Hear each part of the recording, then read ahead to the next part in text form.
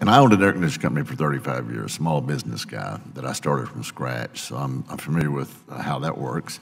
So when you started doing fishing and stuff, and you decided that you were going to go in and you were going to buy a fishing vessel, you quoted some numbers, $200,000. Today, they're around $250,000 on average to get into a Bristol Bay boat. Right. Yes. So you made the business decision. You calculated that out and said, okay, there's some risk here. I'm going to invest. It's going to take hard work. I know what that's about.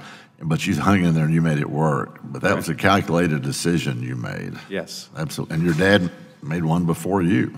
Correct. Sounds like. You betcha.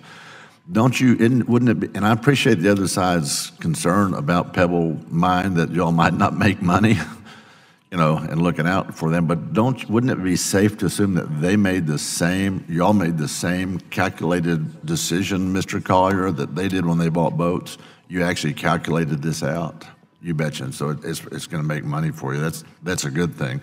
I'm going to stay with you, Mr. Collier, for a second. Been a lot of talk about the DEIS, Draft Environmental Impact Statement, about the deficiencies in that DEIS. And Representative Young, Congressman Young, pointed out that it's just a draft, just simply a draft. And I think that's an important point to remember, that it is just the draft. Is it true, Mr. Collier, your experience, that the Army Corps will need to look at that draft, and is currently undertaking to look at that draft, and they will actually address a response to the EPA's concerns over that DEIS or Draft Environmental Impact Statement? Isn't that going to happen?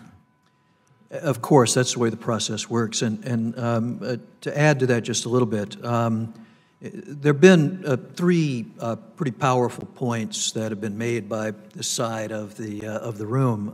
One is that the political fix is in, and that's why we are where we are in the permitting process. The second is the process is being rushed, and the third is the DEIS is inadequate.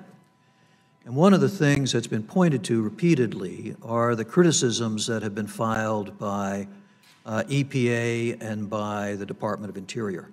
And the point I want to make is that they don't support those 3 points. In fact, they run directly against them. If the political fix is in, why is it that Trump's EPA and Trump's DOI are criticizing the draft environmental impact statement? I talked about that in my opening remarks. Go ahead. It's absurd, and it is internally inconsistent position to take. Second, if this is a rushed process, why are these agencies building speed bumps for the process? I mean, that's crazy. And then the third point, and this one is the most important. Now that these criticisms have been put on the table, it is incumbent upon the Corps of Engineers to address them and address them thoroughly.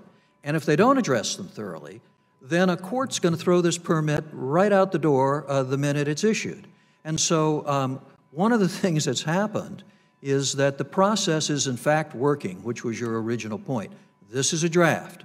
Criticisms have been put on the table, and those criticisms are going to be addressed. And if they're not adequately addressed, we won't be able to have our permit upheld when the courts review it. And isn't it also true that if for some reason after the draft is thoroughly vetted, that if there's a problem and the EPA is still not satisfied, they still have the ability to use their 404C authority? That's correct. That's a true statement. That's correct. So, let the process go forward, let it be thoroughly, after all, wouldn't we want as much science, as much information as we can? Let the process go forward, let it be vetted as nearly and as clearly and as thoroughly and in depth as it can be. And so I just thank you for being here, and I'm going to stop there, Madam Chair. I'm going to yield back.